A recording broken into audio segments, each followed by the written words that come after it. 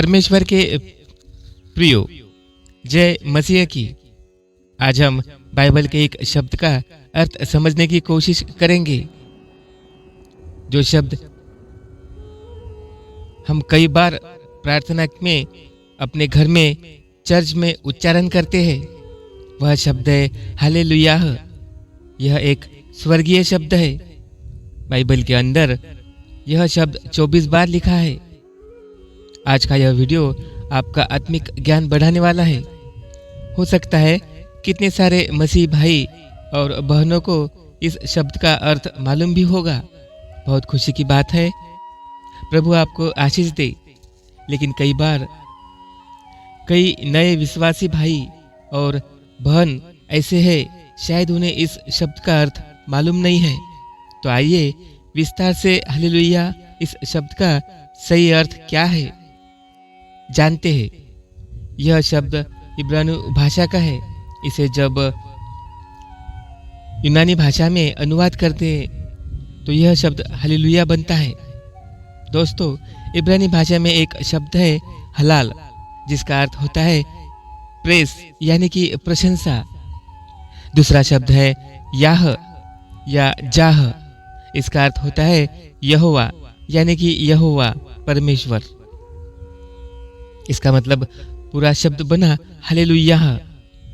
इसका पूरा अर्थ हम जानना चाहे तो यह कह सकते हैं कि यहोवा की प्रशंसा हो या फिर यहोवा की स्तुति हो।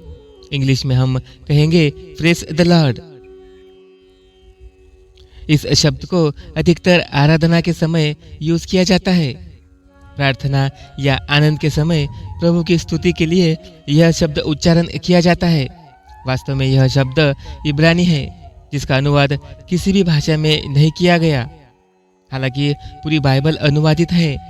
बाइबल को कितनी सारी भाषा में अनुवादित किया गया, लेकिन इस शब्द को जैसे कि वैसे ही रखा गया, क्योंकि अनुवाद करने वालों को यह शब्द इतना पवित्र लगा कि इसका किसी और भाषा में अनुवाद नहीं किया गया।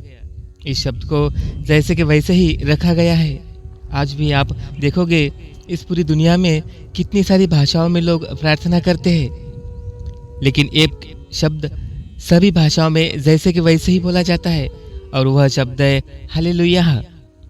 ये मैं आपके लिए बाइबल का एक वचन पढ़ना चाहता हूँ। प्रकाशित वाक्य 19वां अध्याय पहला वचन।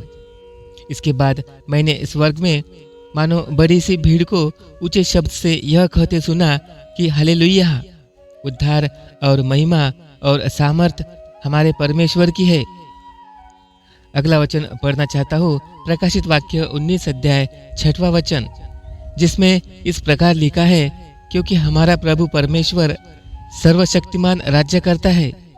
फिर मैंने बड़ी भीड़ का सा शब्द और गड़गड़ाहट के बड़े बड़े गर्जन का सा कुछ सुना, जो कह रहे थे हालेलुयाह, क्योंकि हमारा परमेश्वर सर्वशक्तिमान प्रभु राज्य करता है। दोस्तों, प्रकाशित वाक्य यह किताब प्रभु यीशु के आगमन के अंतिम दिनों के बारे में इस किताब में लिखा है। इसमें नए स्वर्ग और नई पृथ्वी के बारे में लिखा है। दोस्तों, आई होप कि आपको हालेलुया इस पवित्र शब्द का अर्थ समझ में आया होगा।